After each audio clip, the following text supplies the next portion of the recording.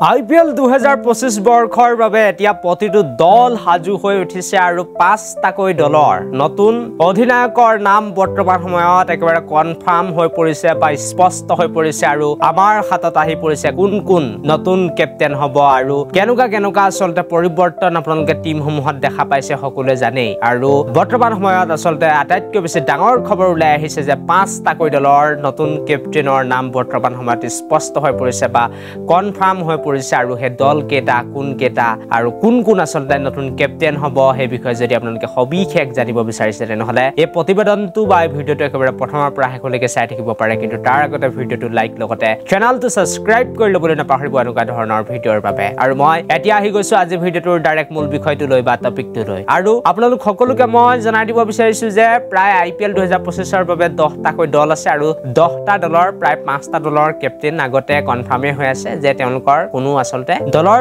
captain হলনি নহয় বা change নহয় কিন্তু বাকি যিসমূহ দল থাকিব সেই দলসমূহত 5টাকৈ দলত আসলতে হাল হলনি হবই হ'ব আৰু বৰ্তমান সময়ত তেওঁলোকৰ নতুন কেপ্টেইনৰ নাম আমাৰ হাতত আহি পৰিছে আৰু প্ৰথমতে আপোনালোকক জনাব বিচাৰিম লক্ষ্ণৌ সুপাৰ জায়ান্টছৰ আৰু লক্ষ্ণৌ সুপাৰ জায়ান্টছৰ নতুন কেপ্টেইন হিচাপে দায়িত্ব ল'ব ঋষভ পন্তে আৰু আমি জানো যে ঋষভ পন্তক 27 কোটি টকাত IPL নিলামিত কিনা হৈছে IPL মেগা অপচনত কিনা হৈছে গতিকে কেপ্টেইন ঋষভ পন্তে হ'ব কিন্তু নিকোলাছ পৰানো হ'ব বুলি বহুতে কৈ আছিল বা খবৰ ওলাই আছিল কিন্তু বৰ্তমান সময়ত ঋষভ পন্ত হ'ব বুলি একেবাৰে কনফাৰ্ম হৈ পৰিছে তাৰ পাছতে মই ডিফেন্ডিং চেম্পিয়ন KKR লৈ আহিব বিচাৰিম আৰু KKR দলৰ নতুন কেপ্টেইন হিচাপে বৰ্তমান সময়ত যি খবৰ ওলাই আহিছে আজিংকা ৰাহানে হ'ব বুলি জানিব পৰা গৈছে হয় আপোনালোকে ঠিকই শুনি আছে আজিংকা ৰাহানে নতুন কেপ্টেইন হ'বলৈ গৈ আছে কলকাতা দলৰ আৰু যদি সেই খবৰটো সঁচা হয় তেনেহলে কিন্তু আচৰিত নহব আৰু হয়তো হেতু হ'ব পাৰে ৰিংকু সিং আৰু ভেংকটেশায়াৰ দৰে খেলুৱৈসকল নিশ্চয় ৰেচত আছে কিন্তু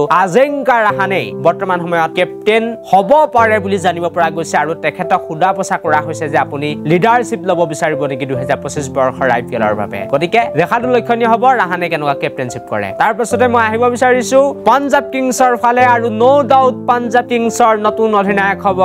আয়াৰ আৰু আয়াৰকে হয়তো 2025 বৰ্ষৰ নতুন PBKS দলৰ কেপ্টেইনশ্বিপৰ দায়িত্ব দিব বুলি বৰ্তমান সময়ত জানিব পৰা গৈছে আৰু 26 কোটি 75 লাখ টকাতে খেলুৱৈগৰাকীক কিনিছে গতিকে নিশ্চয় কেপ্টেইনে বনাব লিডাৰে বনাব আৰু বৰ্তমান সময়ত তেখেতৰ নাম আমাৰ হাতত আহি পৰিছে তাৰ পাছতে মই এবাৰ আহিব বিচাৰিছো দিল্লী কেপিটেলছৰ ফালে আৰু দিল্লী কেপিটেলছৰো বহুত বেছি ডাঙৰ কুৱেশ্যন হৈ আছিল অক্ষৰ পেটেলক কেপ্টেইন বনাব নে KL ৰাহুলক বনাব কিন্তু বৰ্তমান সময়ত যেন আমাৰ হাতত আহি পৰিছে খবৰ আৰু সকলোকে মই জনাই দিব বিচাৰিছো যে কামাল ৰাজৱাব ৰাহুলে ডিসিৰ অৰ্থাৎ দিল্লী কেপিটেলছৰ নতুন অধিনায়ক হ'ব 2025 বৰ্ষৰ IPL ইয়াৰ লগতে আৰু RCB দলটিৰ নতুন কেপ্টেইন নিশ্চয় বিৰাট কোহলি হ'ব 2025 বৰ্ষৰ IPL ৰ বাবে বিৰাট এজ এ কেপ্টেইন আপোনালোকে খেলা দেখা পাব আৰু